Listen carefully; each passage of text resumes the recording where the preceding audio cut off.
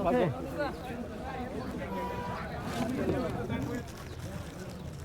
I came to this country when I was only 16-year-old from a predominantly Muslim country, with the dream of chase the American dream like everybody else.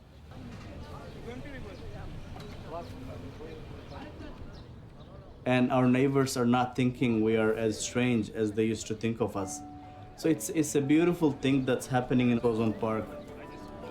Mr. Halter. Good morning, how are you?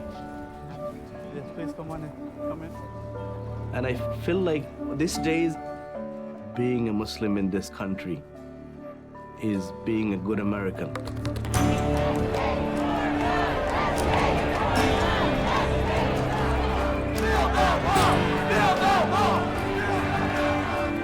I think Islam hates us. You've been telling everybody that will listen about this evil, sick ideology.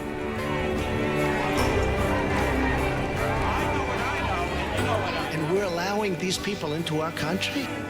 Not with me. Take it. Take it.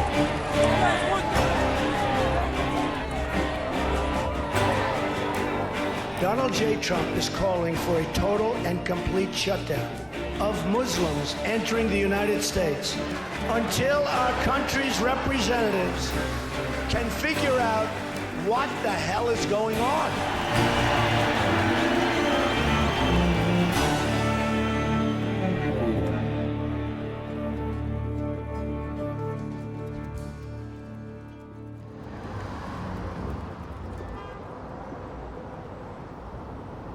Who's hungry? Come inside, please.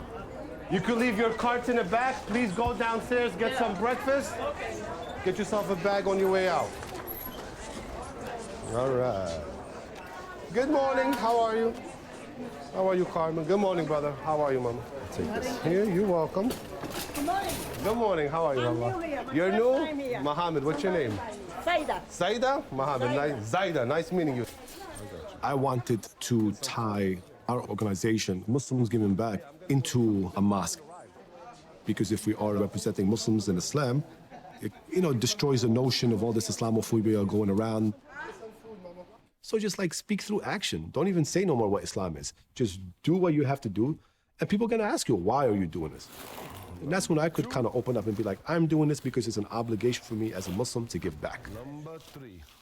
I see a charity as a means to get closer to my God.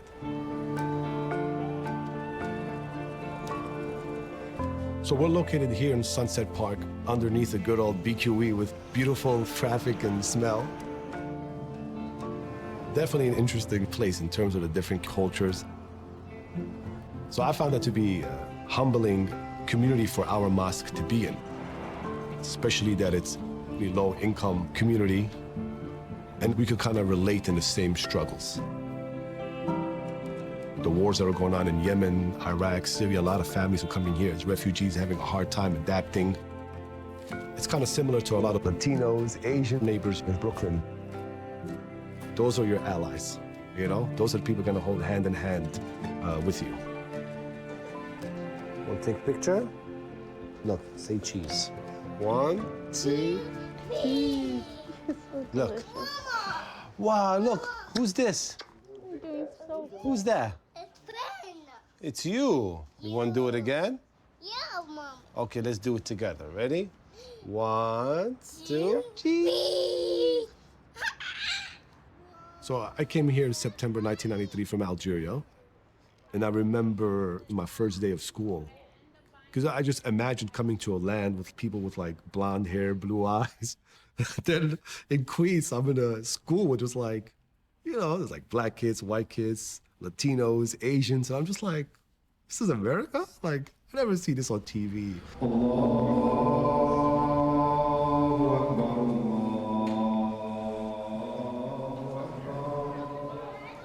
That's why really my aim with our mosque is to kind of create an atmosphere where, number one, Muslims from any background could come in here and feel comfortable.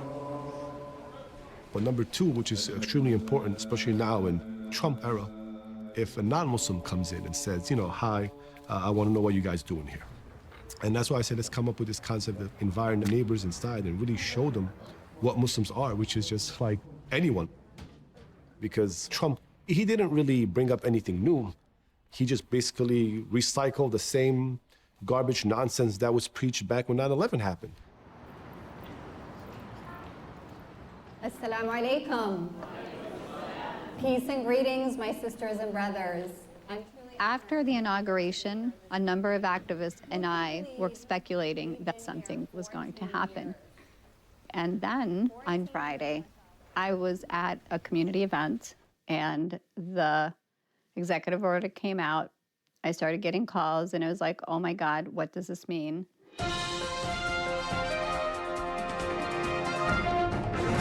President Donald Trump's promised crackdown on refugees and immigrants from Muslim countries has begun. The executive order bans all immigrants from 7 majority Muslim countries from entering the United States for 90 days. Those 7 countries are Iran, Iraq, Libya, Syria, Somalia, Sudan, and Yemen. I was alarmed. My heart dropped when I saw Yemen on that list. Saturday morning, I see an email, I see a Facebook post, and I was like, oh my God, we're all going to JFK.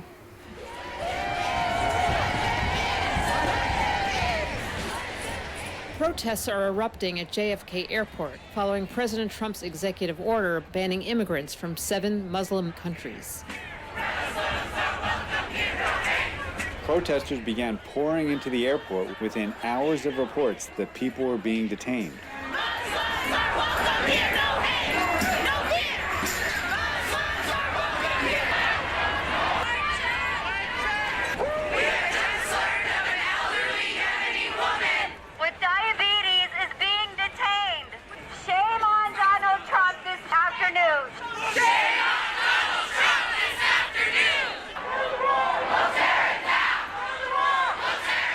It was really, really powerful. But I know that we have a lot of work to do. We're going to have to find ways to basically make our fellow Americans care about this issue and see how wrong the Muslim ban is.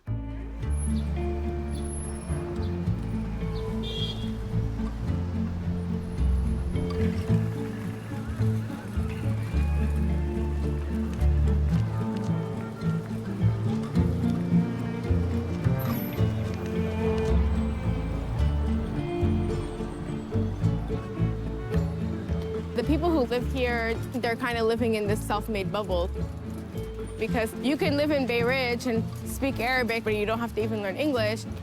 But I think that we're coming to a point where our community is realizing that they do have to come out and fight these policies because, you know, in Bay Ridge, regardless of the fact that it's this huge Arab neighborhood, there's a large number of hate crimes. People experience it. During the elections, we faced that a lot. There were, you know, a lot of Trump supporters in the street, so people would get pushed, yelled at. So I think that this community here has really like revved up a lot of their conversations about organizing and trying to change policies because now they're all directly being affected. I'm gonna start something different. That's it. All right. Hey, hey! Ho, ho! The Muslim ban has got to go! Hey, hey! Ho, ho! The Muslim ban has... Hey, y'all. Abir from Take on Hate. And we're headed over to Trump Tower right now where there's gonna be some speakers. And then we're gonna be heading over to an ICE building, a Customs and Enforcement building to protest in front of there. So stay tuned, keep on following the Take on Hate page. I'm gonna keep you guys updated all day long. Stay tuned. No Muslim ban ever.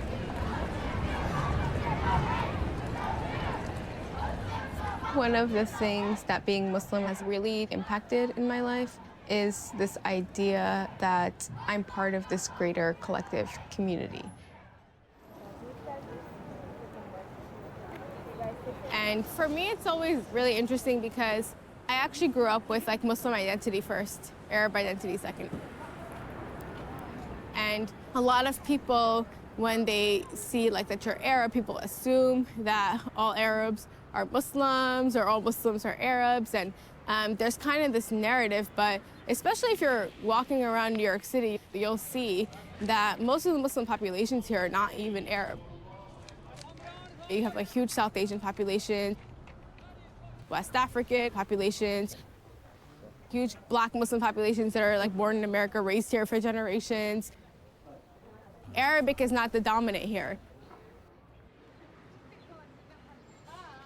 There's still this whole misconception that all Arabs are Muslim and all Muslims are Arab.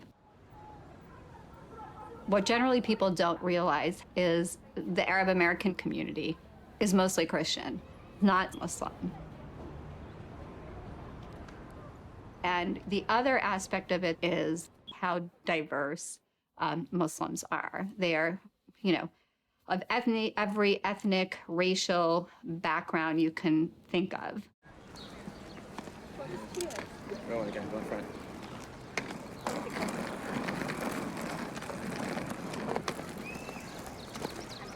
Down right, slow down. Slow down, reverse. Over there. Hold it here. As an immigrant, the most important thing for me is about changing what I used to call the other. Because people back home, they think that Americans are anti-Muslim, is an Islamophobic nation. So my responsibility as an American Muslim to tell them that it's not true. Stay. Stay. How you call that, Malika? Sure. Malika is good. Ahmed, what does duck say? Indonesia is the largest Muslim country in the world.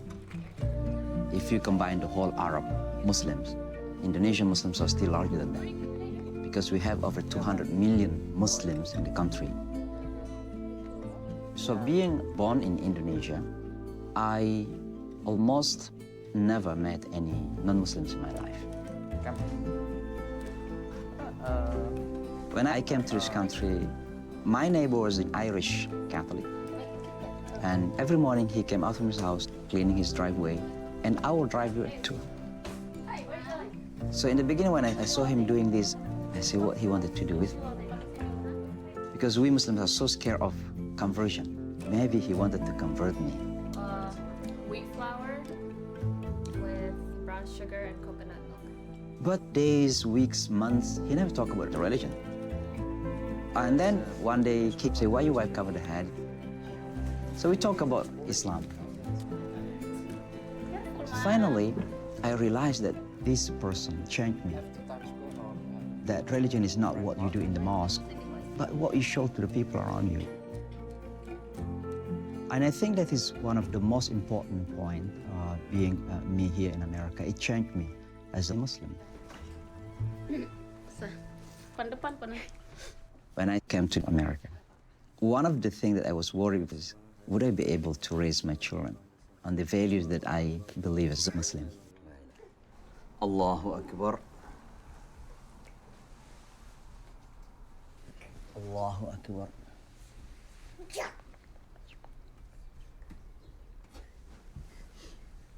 Allahu Akbar. Allahu Akbar. And I realized that there are Muslim children in America who are even more committed than Muslims in Muslim countries. And the reason is because what is wrong in the many Muslim countries is about imposing. Religion is about your own individual choice and nothing to be imposed. Okay, Aima, salim baba, salim. Itu. I realized that religion and freedom is like fish and water. The more water, the healthier fish will be. The more freedom, the healthier religion will be.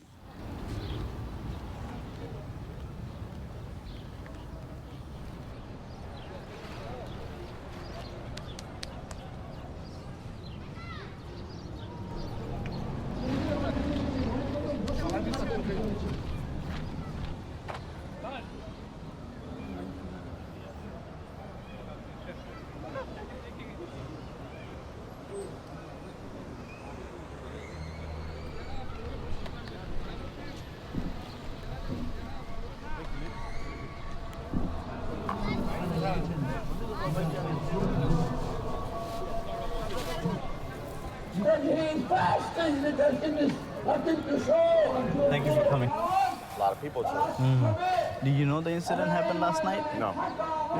No one called me. There was a little confrontation with some kids back and forth, and then at 11:30 we were here. They came, a bunch of them came with weapons, sticks. Then precinct responded. It was like a helicopter, 50 police cars. They arrested one of them. Where are they from? Somebody said from Ashford or somewhere over there, yeah. One of the crazy, yeah. Anything could have happened. Of course. If police wasn't here, anything, we could have been dealing with something different now. Exactly. Terrible. We welcome you on this holy day. I'm going to have our president, Brother Kobir Chowdhury. Brothers in Islam, last night we were reminded again that we are not safe in our own neighborhood, shopping centers, and place of our worships. Though most of our neighbors are courteous, peace-loving, and decent human beings, a small percentage of our neighbors doesn't but must realize by now that we are a factor in these communities we live in. We got here just like they did. We are just as Americans. Our children are part of NYPD, US Navy, US Army, teachers, doctors, artists, graphic designers, just to name a few. We must activate our American citizenship. If we only do our part, we can make history together, inshallah. Eid Mubarak to all of you. Wassalamu alaikum wa rahmatullahi wa barakatuh. Respected brothers, we're now starting prayer. আপনারা দয়া করে বসে যান, আমরা নামাজ আরম্ভ হচ্ছে না।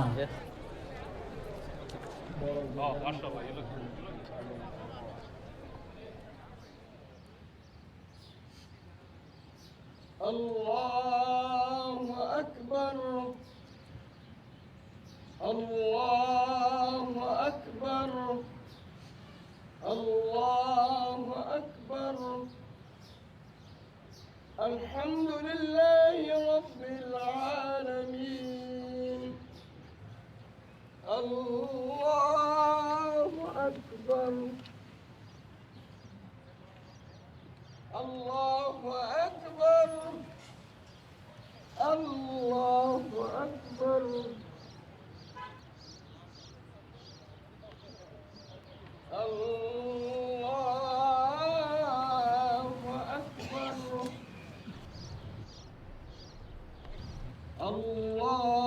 الله أكبر الله أكبر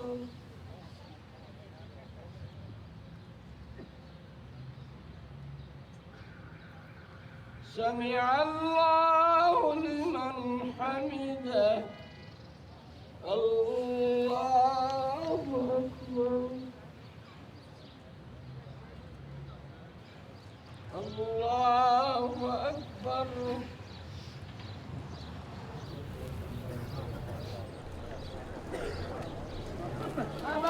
اجتماع 14 15 16 14 15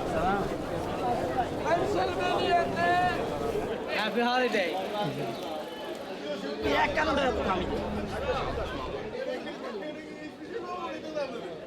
What's going on, guys? Why is everybody out on the street today? So, it's a holiday today for us. We're fasting all month. After we fast, we basically have a holiday. So why aren't you guys eating now? How come you're hanging out in the street? We just came from here and went home and then head out to our families. So what do you think, all the people that were at prayer this morning, are they from around here, Ozone Park? Most of us were born here, raised here. Our natives were very assimilated within the communities. You know, we're from different, educational backgrounds. Sure. He's a computer science major. He's a engineering major. I'm a nursing major. He's a business major. So we're trying to do it all, We're trying to immerse ourselves as much as we can. And we all have interests just like any other American does. And at the end of the day, we are Muslim, but we're also American. So one other question. So I was just over at the parking lot, and there were, like 5,000 people. And, you're all guys. What are all the women doing, and isn't that a little bit odd? We just don't have the space. Unfortunately, yeah. We always, our religion always recommends that, women should come and pray with us, but it's not mandatory for them, whereas for men, it is mandatory to go and pray the Eid Salat.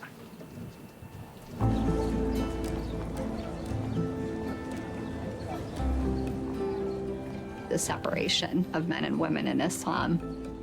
Really, those separations are not based on Islam. Those separations were created by men who want to have this separation. Women played a very important role in the development of the faith. Even in the very first mosque in Medina, the men and women were in the same space. So there is this rich history that people are not aware of, and assumptions are made.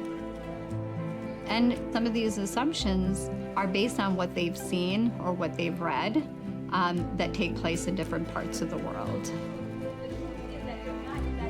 So when the women are not allowed to drive in Saudi Arabia, there's nothing to do with Islam. It's about government policy locally. So they cannot say this is an Islamic rulings that you cannot drive. This is cultural treatment, not Islamic treatment.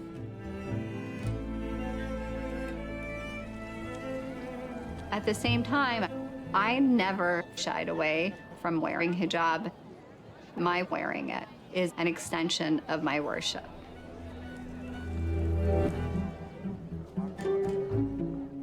Sometimes people are just, why are you wearing the hijab? It's my choice. It's not because my husband's telling me, put your hijab on, you know? It's like what I want to do, and I'm doing it for my faith. I started wearing it when I was 21, and it portrays respect, and that's what I get from people. I just remember being in high school. It was like, well, how is any boy gonna have a crush on me if I wear hijab? Like, they're just like, I'm like an alien to them, you know? And all that kind of stuff, but actually I can't date anyway because it's haram. But like, it was all of those things. When I first started wearing it, I don't think I really understood the spiritual faith reason why I wanted to wear it. I just remember being 10 and all the cool older girls wore hijab. I knew that it was going to be difficult, but it was really exacerbated because I wore hijab the year after 9/11. So I show up 6th grade, I'm expecting to say hi to all my friends, and people aren't talking to you. People see you differently. People don't know how to have the conversation about it. Now I kind of almost forget about it because I would wear it every day. But to other people, it's still this big thing.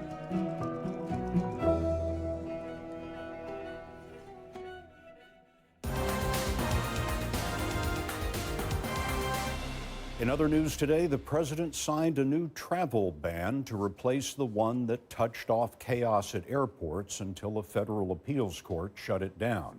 6 predominantly Muslim nations are targeted, but now Iraq is off the list. Hey. All righty. We've been doing Project Transform for almost about 3 years now, and this is probably the 27th, 28th family we've been helping. So it's been quite a ride, I would say, but it's probably one of the best projects that we have because this is the only one that literally directly impacts and changes the lives of people. Problem for refugees is that, they're fleeing literally a war. But then it's like they're coming to a society where there's Islamophobia and all this political thing going on, end up by themselves. So we always hear through the word of mouth. People always come to us, listen, I know this family that needs help, I know this, I know that. So we go, we investigate, see that if this is like a doable project. I'm just gonna ask simple questions. I'm gonna edit everything later on, and that's it. So question number 1 would be, where in Syria did you guys live? Where in Syria? Aleppo. Aleppo? Mm-hmm. And when did you leave Aleppo? In 2012. No, 2012. 2012 2012 طلعنا من سوريا جينا على تركيا وضلينا 4 سنين ونص بعدين جينا لهون. Alhamdulillah, you did escape it and stuff. You know, we had very hard in Turkey. We always were like worrying about the rent, the food. It's really were very hard time. And the Turkish people were like answering resisting because we are a refugee. So now since you came to New York, what is the number one thing that you find that's been extremely difficult? The most difficult thing is the house rent. How much of a help would that be if someone helps you out for 1 year? It will be like really great. We can stand on our feet and know like this country better and improve our language, get a good job. So alhamdulillah, so I did my job. I'm just gonna make it much shorter, you know. But really the point of the video is just for people to know you.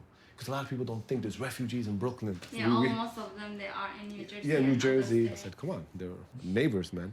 يعني المسلمين, our community is the same thing يعني. راكم يعني Bay Ridge is the heart يعني of يعني قلب على العرب والمسلمين.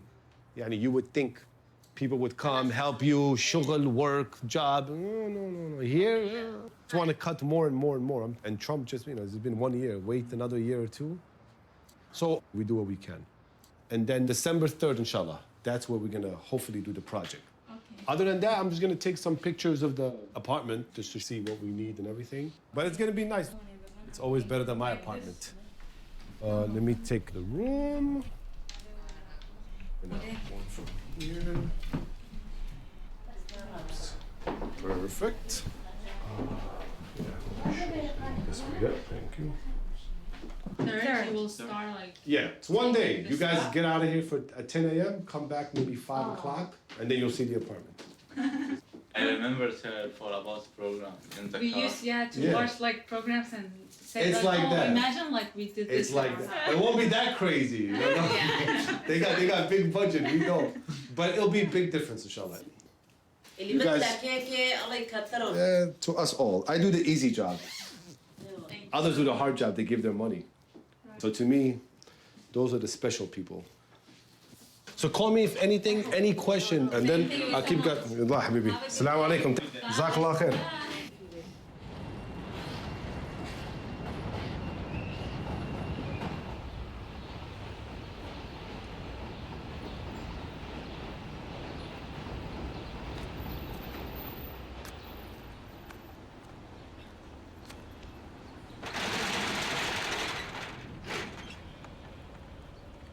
I guess he wasn't planning of opening an office in my neighborhood and become what it is today. It just happened. Information. Oh yeah. लोटा हम देखो movie जैसे तो खाने कर दिया कितना है बस लो तो कौन खाएगा मैं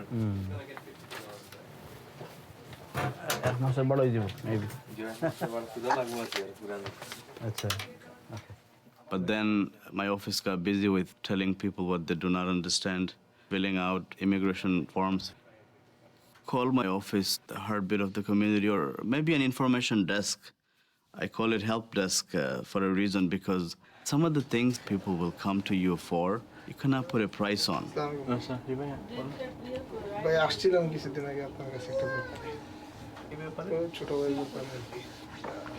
আলাদা আলাদা না একত্র দিলে একটু বেশ নাই তো ইনো ইনস্টলমেন্টে গিয়া হইলে বন্ধু জানাইতাম কিছু হয় নাই You just don't say no. So what do you do if I don't do something, and if it's a legal matter or some things that are not within the scope of my work, I'll guide them to a lawyer maybe, or refer them to an agency.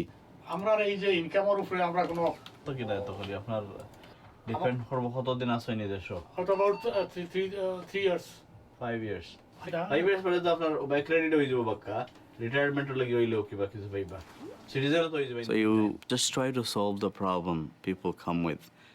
এখন আমি জানি না আপনার Trump সাহেব কিলা citizen করাইব না করাইব এটা বুঝি আর না এখন না এটা অসুবিধা নাই You know, I get a kick out of this kind of situations, because when I came in 91, people who were here, they were not capable of any of these And I want it to be much easier for this generation. Because I feel like if I haven't done anything to improve it, things are back at the same place where what it was in 91, then I have wasted my time.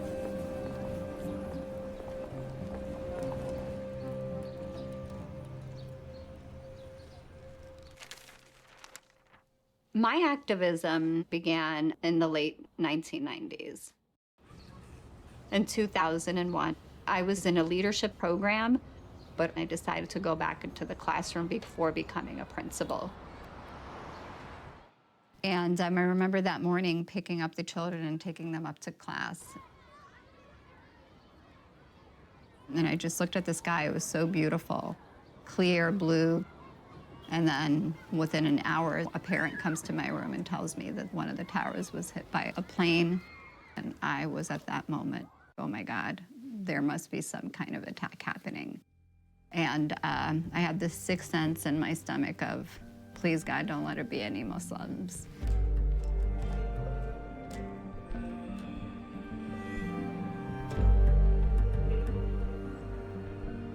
In the first couple of days, people really didn't understand that this was like a Muslim responsibility to talk about this. But when I went to school, we had these like little circles where the kids got to talk about their feelings about 9/11, and then my teacher like asked me to like explain, why are Muslims terrorists? So I think that there was the sense that like you're a very changed identity after kind of a week.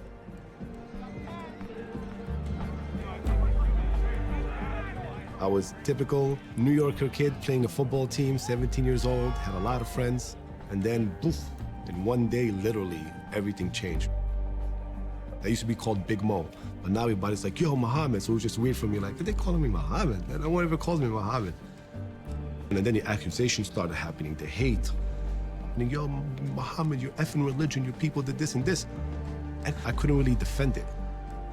They're throwing accusations, and I couldn't defend it because I had no knowledge at all.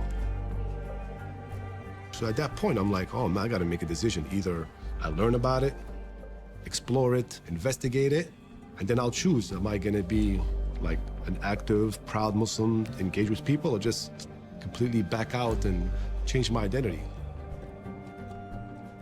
It was a crazy time. It was a really frightening, crazy time. This was September 18th. There was this picture of me at a vigil, walking with my son's picture, who was in the military then. At that time, the number of people who were out there and speaking from the Arab community was very small. A lot of people were very afraid for their own safety. People thought that something like the Japanese internment was going to happen. And I remember adults being like, they're gonna round us up.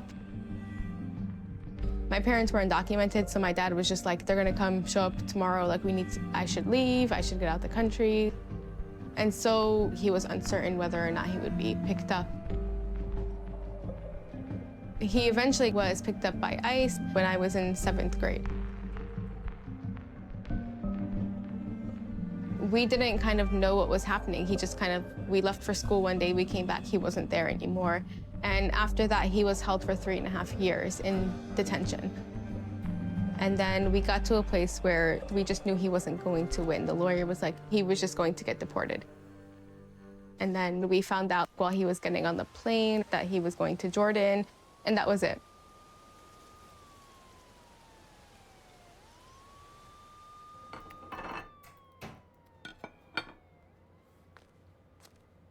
And ever since then, we have been living separately. Yeah, I don't know. Is there a thing that we can do to get Baba to come? Inshallah. I hope so. Who's doing it? You know Marshall Needleman, the first to hold his case? Okay. Why don't we just get from like the immigration organizations? I hope so they can do it to us. If you know somebody, we can inshallah talk to them. Well, I'm gonna go to the Jam'iyya first. Everyone who's my friend who's a lawyer said they'll help me. But I just don't know about the case. I need the papers. They have people look at it. We can make appointment to some lawyers. and talk to them if they can prepare baba. It's gonna be. No, I want the bread. Take the bread. It's been more than 10 years now, but it's important to understand that back then, the Muslim community, the Arab community really didn't resist. People just were too afraid. And there was also this big wave of having to prove our Americanness. You know, like, we're good people, Islam means peace. Like, this was like the rhetoric back then. Now it's 15 plus years later. I think that people just know all of that didn't work. And now with Trump, the Muslim ban is really personal to me. And with my dad still living in Jordan, I understand what that means to have that family separation. You're talking about people's husbands, people's cousins, people's wives, people's children.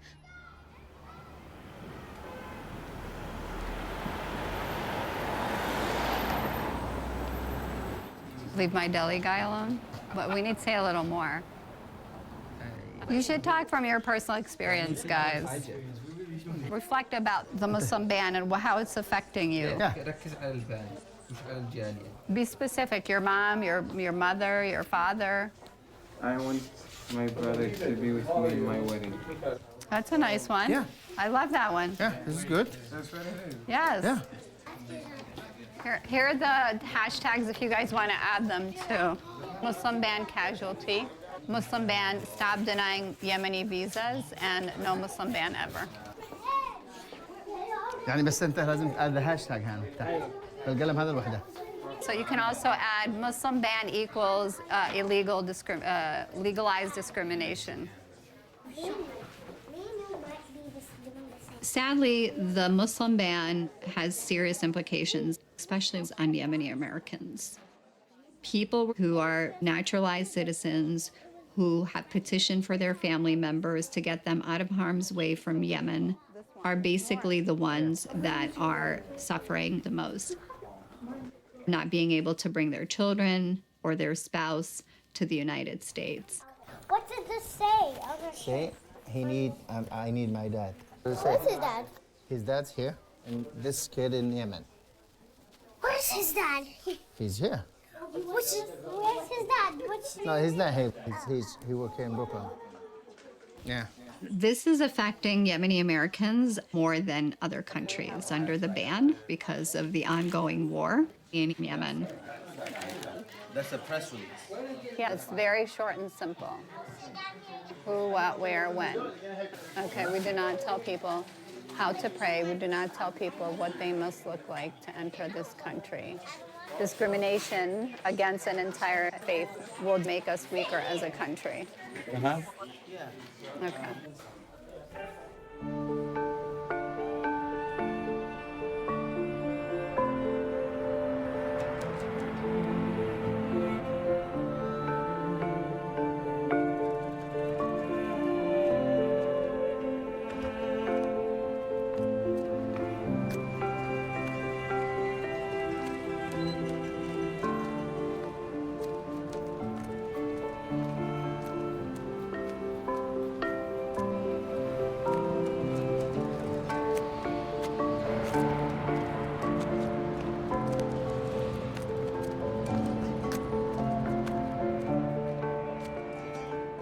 Religion is personal. It's how you connect with your inner self, your creator.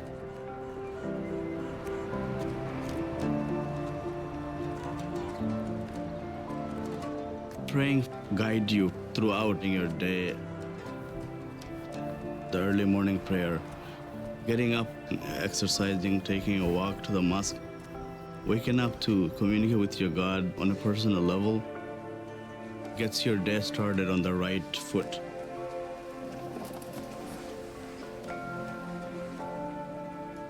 The concept of our community or any Muslim community being mosque-centric is not new. It's a tradition. It's where you do meet everybody. It is the heart of our community. We are over 1,000 households probably in this 10-20 block vicinity, descended from Bangladesh and calling this neighborhood as their home. And I came to the States, having no particular skill, started working at the fast food restaurant, and then I got a job in banking. I had an American life, but over time, I realized I don't have to be a 9 to 5 anymore, and I could be more flexible to myself, my family, and my religion, you know?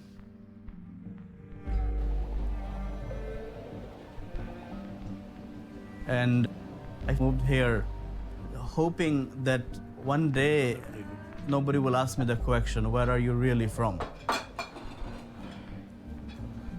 And I would hope that my kids would not be asked that question. And, you know, live with the identity they have as Muslims, but be American. I feel like that's jeopardized now. I realize sometime I might be a target for looking Muslim 24 hours a day. And I think because of the word terrorism, Muslims have to work very hard to change in people thinking that, look, I'm not necessarily who you think I am. Bangladeshi Muslim communities are gathered here today to categorically denounce the horrible act committed by Aqaidullah on Monday in New York City subway around Times Square. Muslims and Bangladeshi in Ozone Park condemn such cowardly act of terrorizing innocent people. Ever since September 11th, the one thing that I continually hear is, where are the Muslims? Why aren't they denouncing? So finally, I've been able to say to people, I find that to be truly offensive that you're asking this of me. This is not something that's been asked of the evangelical Christian community to, denounce the KKK or white supremacists. There's no other group that really disavows or condemns, groups like ISIS and other terrorist groups more than the Muslim community themselves, because we're their number one victims. You look back home, who's being killed in Iraq and Syria? It's not American citizens. No, it's Muslims. Muslims who do not want to live under their crazy laws. So it's crazy when someone says, oh, well, I never hear Muslims and this. I'm like, did you ever sit down with a Muslim to begin with? Like, you expect me to go out there, be like, the Jehovah's Witness, knock on the door, yeah, hi, I'm a Muslim. I condemn ISIS. I hate terrorism. God bless America. Next door. Like what do they expect, when it's like, come on. This is our home. We don't want to see anything happen to our home. And I refuse to be held responsible for the actions of people who choose to do things in the name of Islam. This is not the Islam that, I practice, and therefore that should not be something that is expected of us.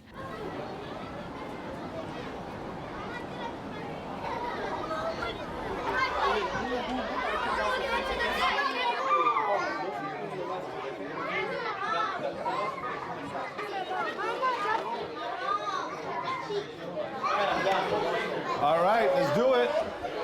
It's gonna be a family time. Sit down. Guys, don't make a mess. You gotta eat the whole plate. I knew that we need to kind of break away from this old tradition of this is how a mosque should be. You come, you pray, no one talks, and go home. This is not exactly what a mosque was during the time of our prophet back then. The mosque was like the nucleus of the community, a vibrant place where everything takes place in society. All right, guys?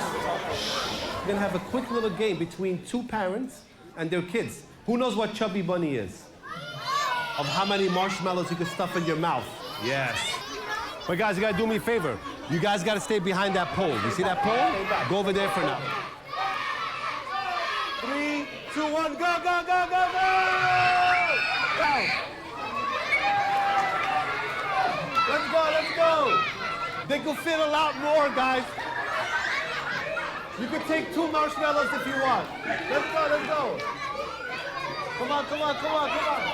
We're gonna start the countdown, guys. 10, 9, 8, 7, 6, 5, 4, 3, 2, 1. That's it, that's it, that's it. Hold on, spit it out. We're gonna have to count it. For me, this is the image that we're trying to bring coming out of this little building. Really, the intention for Muslims Giving Back, the creation of it, was just to kind of bring Islam into action. Alhamdulillah, 2 weeks ago, we showed you the family that we helped out, the sister from Palestine with 4 children, whose husband died 3 years ago due to colon cancer. She's by herself. Alhamdulillah, you guys donated. We also raised a lot of money, and we showed you guys on the screen the result of that in terms of rent assistance and furnishing the apartment and so forth. Today, I'm here on behalf of another family.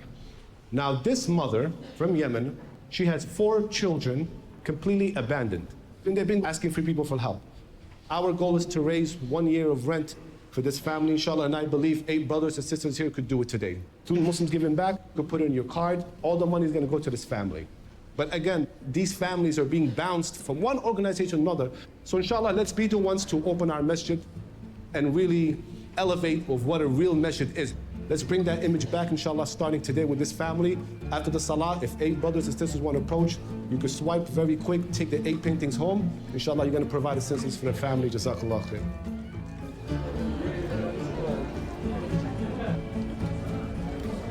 Alhamdulillah, brother, how are you? Good seeing you, man. Just sign right here. Alhamdulillah, brother. Take some water bottles inside the freezer, please. If you want the receipt, you're good. And shukr, mashallah. Alhamdulillah. One brother swiped, already covered the whole 3 months, just to let you guys know. If you still want to donate, the box is here, inshallah. We're going to add whatever months extra it is.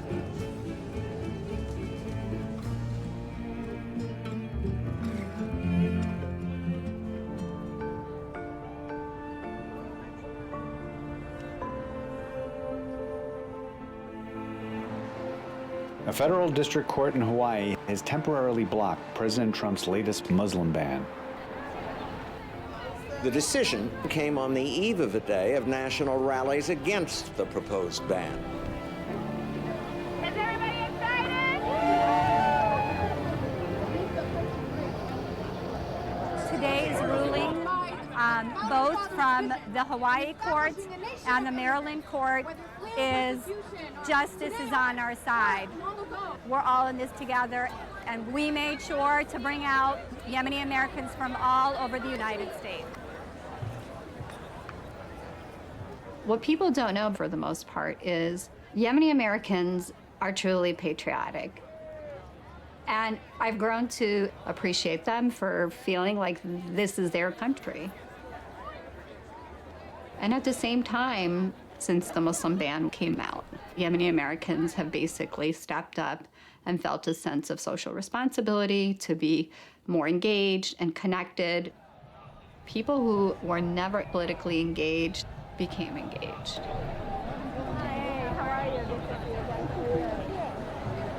My name is Zaid Nagy. I am the Vice President of the Yemeni American Merchant Association. I'm here for my mom, who after more than a year and a half in Jordan, waiting for her case to be processed, she finally gave up. Being forced to go back to the graveyard that is Yemen after the heartless Trump executive order. Why am I here? I am here to help keep America great.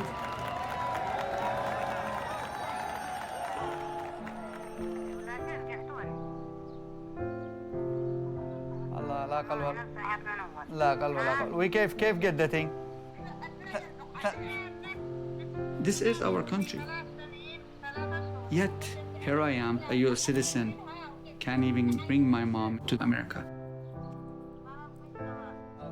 I have friends from other communities. Their mom don't wait 3 years, especially if there's war or whatever.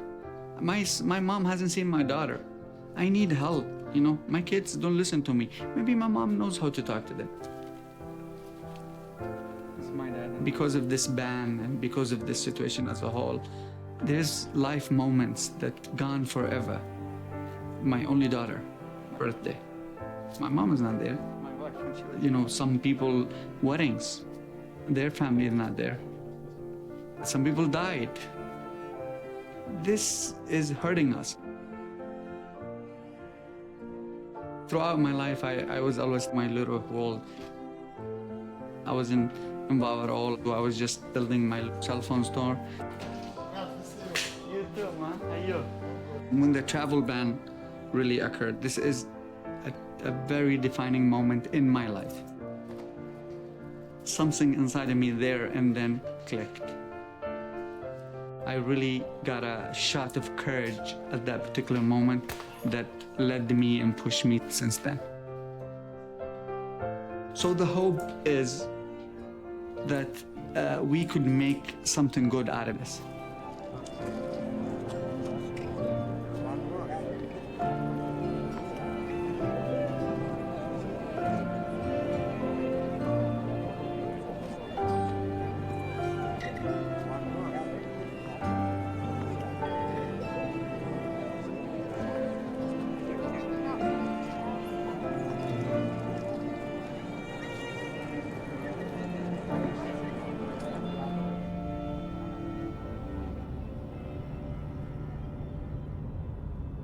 Today we are going to Masjid Al-Hikmah. That masjid belongs to the Indonesian community, where they have a wedding to take place today, and I will be there to officiate the marriage. Religiously, the way we perform, it's going to be universal, but we adopt the American tradition. But at the same time, Indonesian way of wedding will be different from the other Muslim countries.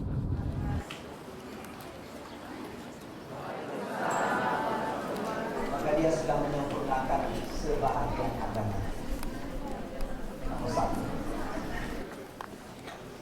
Indonesian culture, you say it's okay that men and women come together in the same room. It's a day of joy. There is no reason to separate.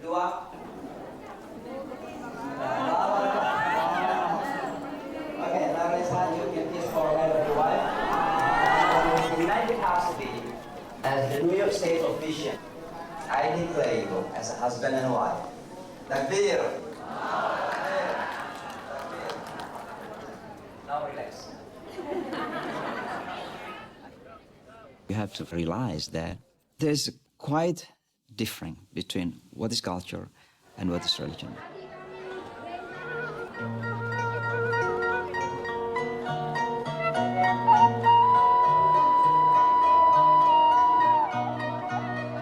And I think that here in this country, after some generations, you will not see Muslims to be Pakistanis anymore, or Arabs anymore, or Africans anymore, but they are Americans.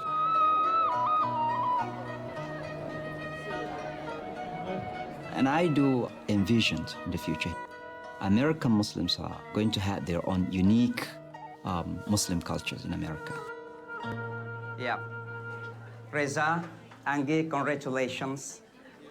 Just I wanted to remind you just one word. Asal usul. Preserve your root.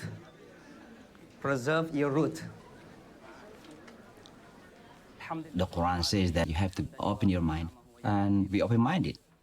And that's the reason I build Interfaith Works, because I do believe that that's what religion is all about. It's about working with other people around you, building partnership, cooperation for a better life, for a better world to live together.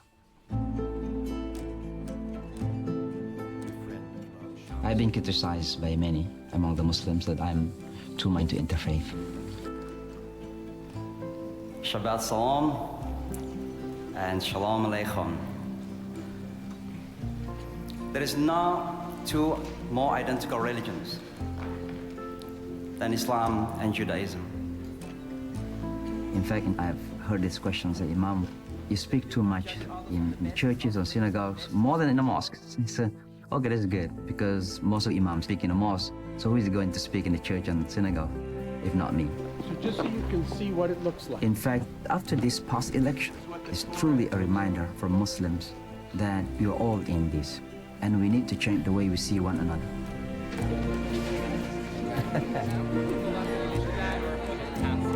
Thank you so much for being here. Of course. What makes what is happening today different than what's happened in the last 17 years is the fact that we had established a wide network of interfaith partners, immigrant groups, and social justice groups. and they were ready and available to basically stand and support the Arab and Muslim communities.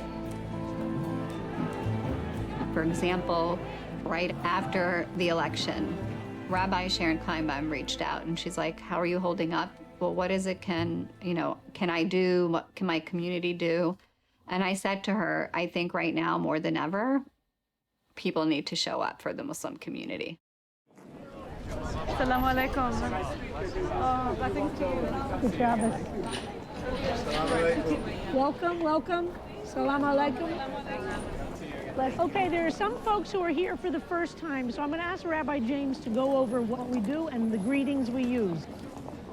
If you don't already know this, many of you do, some of you don't, CBST has been coming to the Islamic Center at NYU every Friday since the inauguration to welcome our Muslim neighbors to their Friday afternoon service. One addition I want to make is that actually this started the Friday after the election. And so I called those in the office and I said, listen, I think we have to go down to the mosque and I think we have to stand there. And I think this is what we've learned as Jews, as LGBT people, the power of showing up. Thank you, Shalom. Thank you so much. So I've been coming down here probably twice a month since January of 2017. Knowing my history as a Jew, my family history, like there's an entire branch of our family that we don't even know who they were, that disappeared after the war. And it just breaks my heart to think that 50 years from now, 70 years from now, there is a fourth generation Syrian American girl saying, well, there was that whole branch of my family that disappeared. I know this is not itself fixing the world. And at the same time, with all the terrible things happening in the world, having these moments of coming together, it's been incredibly, incredibly moving.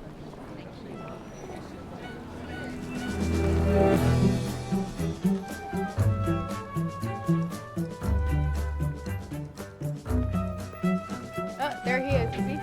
And there's another one. Assalamualaikum.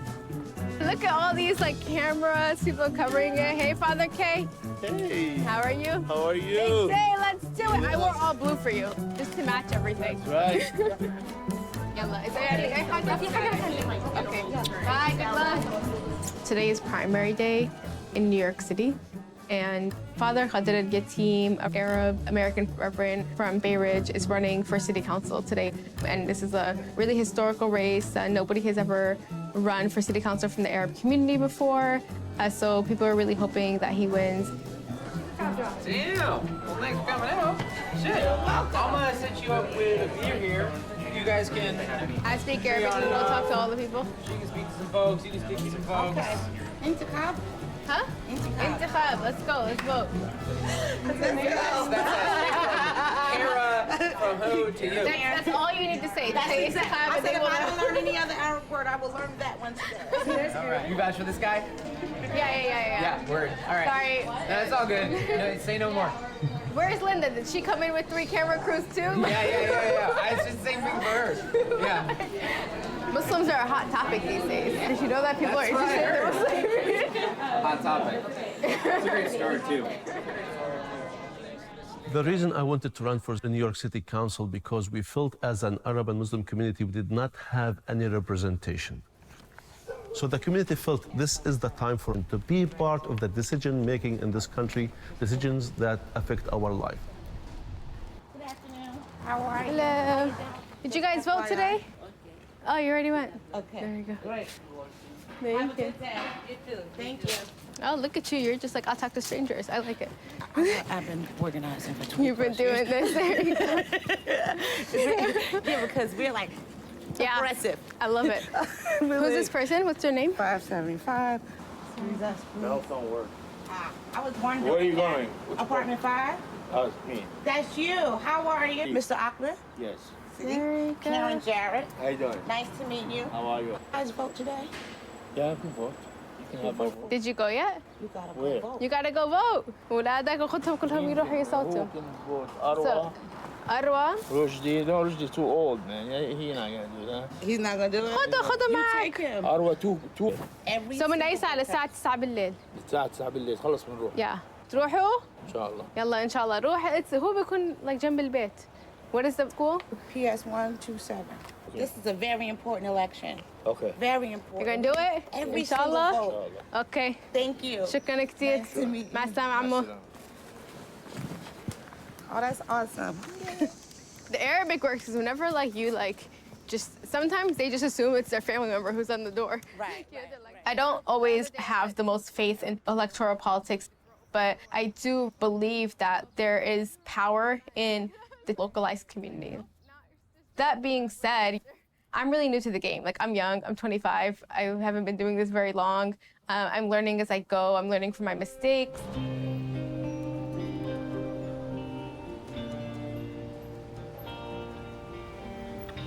In the closely watched City Council primary in South Brooklyn, Justin Brannan has been declared the winner over Father Khader El Yatim and 3 other candidates.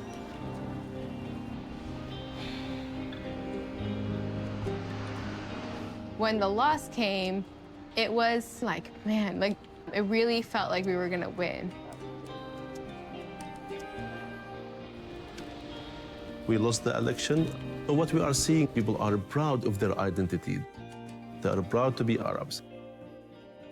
And we will continue to open the door so the next generations like Aber and others can say, well, I'm gonna do this.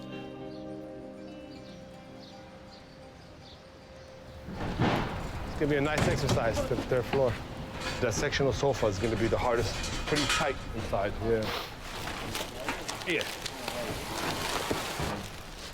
Gonna be the bad boy. Bad boy. That's heavy, that's heavy, that's heavy.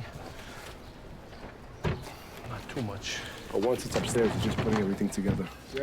We got this. And then the ladies are gonna come around 4, decorate the spot, and then they're revealing. Somebody moving in here? No. We're just renovating their apartment. Oh, renovating the apartment? Yeah, Very good. yeah. They got new furniture and stuff. And we help furnish people's apartment. Yeah, they're refugees. I don't know if you've seen them. It's a single mother with 3 kids. Refugees from where? Syria. Oh, from Syria. Yeah. All right. But it's very hard for them. No furniture. The mom was sleeping on the floor. So we basically gathered some money together, and we're here today to renovate their apartment. Yeah, I'll get it for you. Hey. Thank you so much. And keep No up the problem, good job, brother. man. You too, brother. Thank you for your support, brother. All right. Almost there, boy. You're almost there, man. You don't want to... It's very easy. Pick it up slowly. Yeah, I got you. No. What thing is narrow? You see, if we constructed an elevator... That's all the squats. We got a lot of space here, though. Still. Yeah, heavy, bro.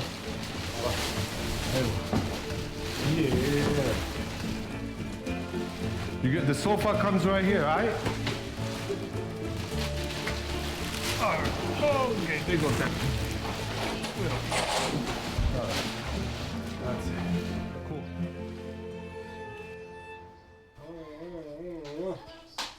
Bahi! What? That screw doesn't even belong there. How could you put some... I did not put it there. I know, but I'm just saying, we could hang something. you don't have to hang anything there. You have to put something over. You can't put anything there. The clock. But you can't put it that high. You got to take that screw down. Let's check it. Paint and Come on. metal. Yeah? That's an acoustic paint. Yeah. Right? How you want it? Go ahead. Put it on. You got something. Yeah, that's what I want. Yeah. Excuse me, baby. Do you know where? Yeah, just like How'd you mark it? laser. No, it should be on this side. I feel like people could hit their head if it's here. It looks nice. No, it doesn't. It's supposed to be right here. It's to be this high. It's high, William. This high. You can't even reach there. You're supposed to put stuff there. It's supposed to be this high. Hangers. It's mad work. That's why I told you don't do this one, because you never do it right. There's nobody else, homeboy. I don't got much of a choice now. Well, it's not going out then. Now, how would You're I just do? gonna keep putting holes in the wall. Why not? They come from Syria. They're used to holes in the wall. Come on. Wow, that's not nice to say. A little insensitive joke there. Straight? Yeah, it's perfect. Wow, we agreed on Wow, something. good job. Oh my God, Good job. High five. Wow, Good man. job. God. This marriage is going to be saved after all. Oh my God. So proud of you. Thank you, honey. We'll make it look pretty. Everything here. All right. Looking good.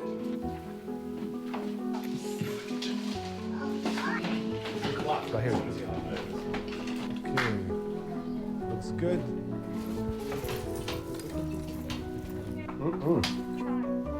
This is it. Come in. Hi. Just come in when you're ready. I want to show you how it looks. I'm going to show you guys your bedroom. So perfect. Wait, this is different. It is a different house, I'm telling you. It is. Oh my God, I think you're so hot. Oh, This is generous. Really, right? Oh, you don't want So it? elegant. Anytime. This is the last surprise. I know it's corny, but for the next year, you guys are gonna get $750 from us every month for the rent.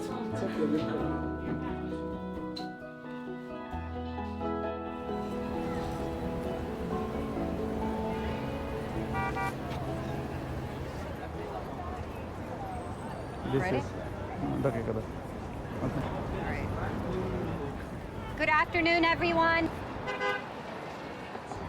Today we gather the day before the U.S. Supreme Court ruling, actually the oral arguments that will be taking place to determine what the ruling will be.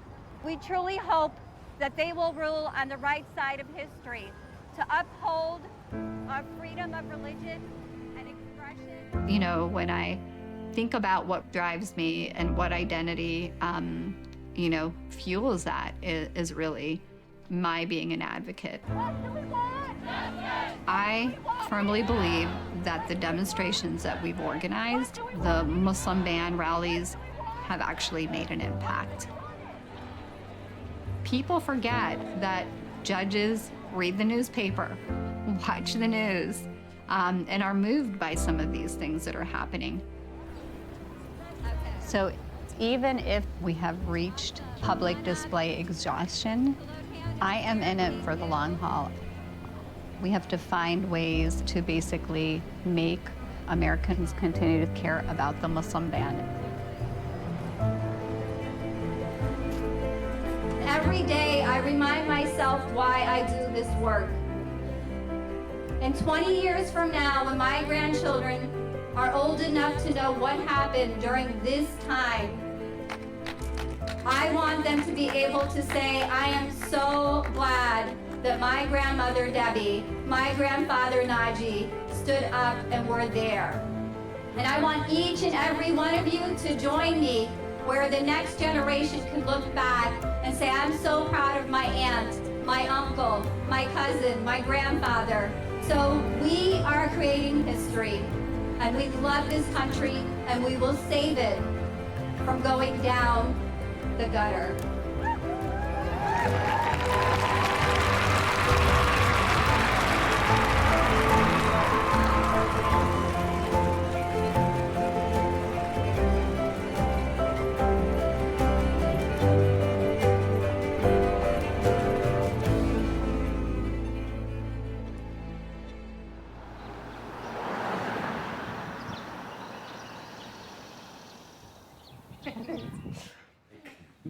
Just like a baby.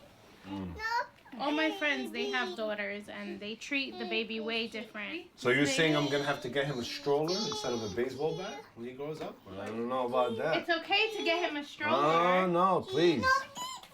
It's okay to get him a kitchen. He's gonna be a boxer. He's gonna be a boxer. Oh.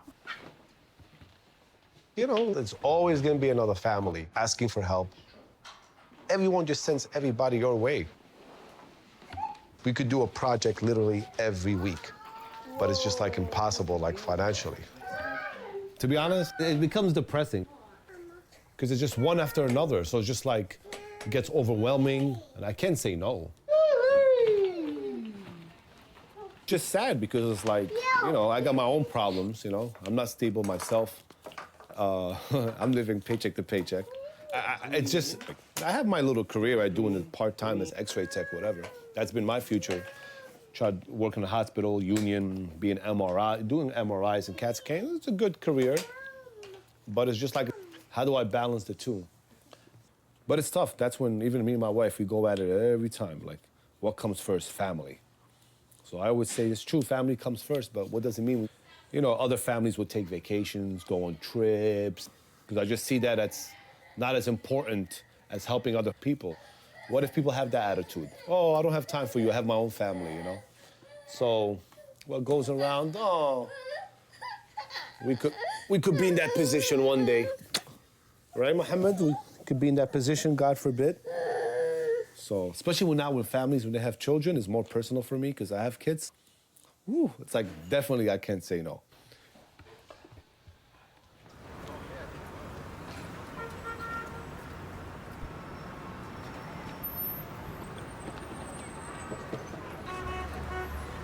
Hello, I'm Aber.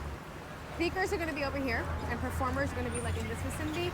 Audience is going to be around here. I think a year post-Trump, the Muslim ban is something that can only be contested through the courts. And with the Muslim ban, I think that the American public in general doesn't find it always to be like the most exciting issue that they want to rally around. And so we have to constantly create that sense of urgency. Okay. All right. So, can you guys? Where's the mic? Okay, sorry. All right, so we're gonna start the DEFCA portion. Everybody in the audience is gonna join in and do DEFCA with us, okay? So I have Mirna, Zainab, and Naha who are gonna explain the DEFCA for you guys. Assalamu alaikum, everybody. So we're gonna start from here. Okay, and it's 4 steps. 1, 2, up, stomp the Muslim ban. Got it? Okay, yeah. Okay, let's do this.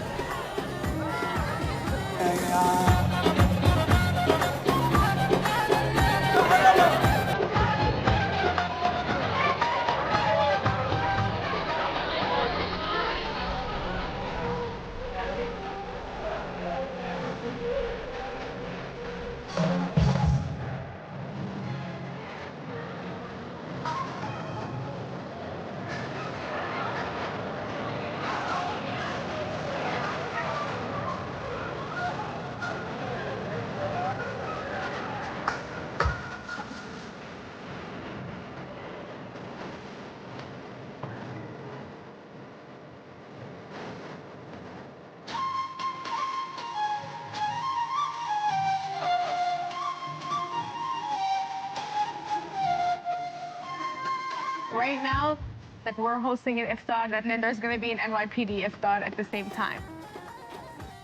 Both groups like believe they're fighting for social justice. Yeah. Let me ask you a question.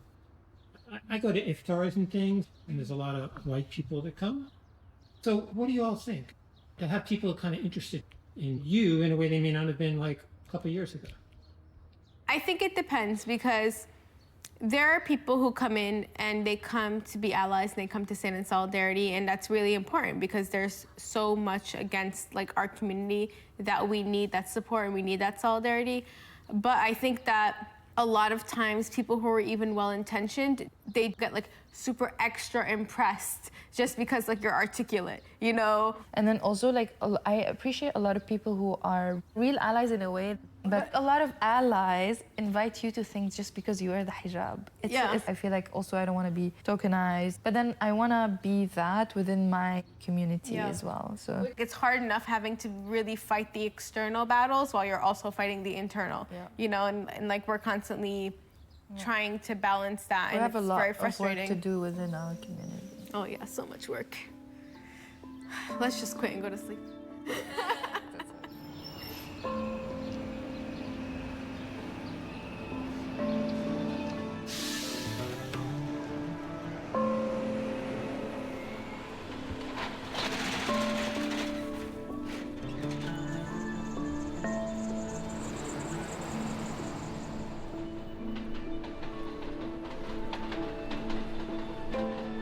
In a much anticipated decision, the Supreme Court has voted 5-4 to uphold President Trump's ban restricting immigrants from 8 countries, the so-called Muslim ban. The court's decision, along strict party lines, allows the administration's controversial travel ban to remain in place. The highest court in the land has determined that the president is within his authority in blocking immigrants from 8 predominantly Muslim countries.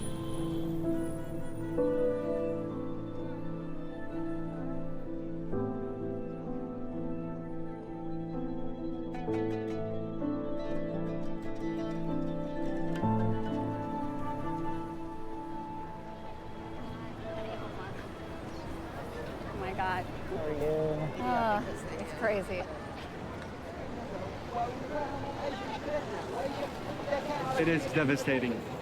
I really never ever thought that this will happen in my lifetime in America. I just spoke to my mom on my way here, and she told me, she's in Jordan, as you know, for 3 years now. And she just said, listen, just send me back to Yemen. People start giving up. And I don't know what it is, maybe call me a dreamer, but I still believe that there is a better ending than this. This is not the country that we traveled thousands of miles to come.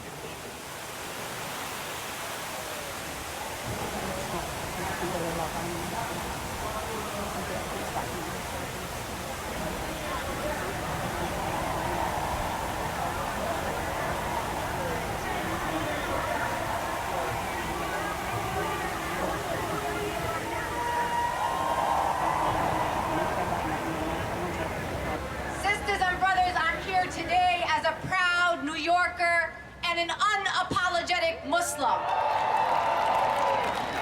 I don't give a damn what the Supreme Court says is legal, because they said slavery was legal, segregation was legal, the internment of Japanese Americans was legal. Just because something is deemed legal does not make it moral or just.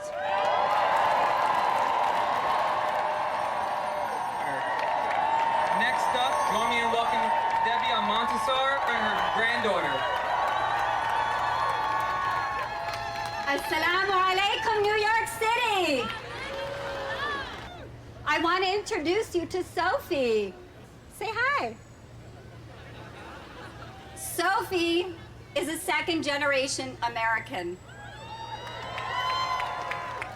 Sophie should be the symbol that each and every family member who is stuck in different parts of the world, for them to have the dream of being in this country.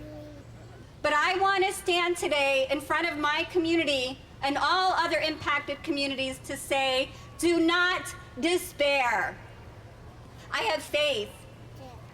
I have faith in each and every one of you standing here. I have faith in every person across this nation who is just as devastated as we are. We are going to mobilize people across this nation. When they say there is fatigue of mobilizing people, not today. Not today. So I say to you, my sisters and brothers, get ready. Get the nicest pair of comfortable shoes that you have, because we are going to be out every day, every week, every month, and every year until we get this administration out of office. God bless you, and I will see you in the streets as long as we need to.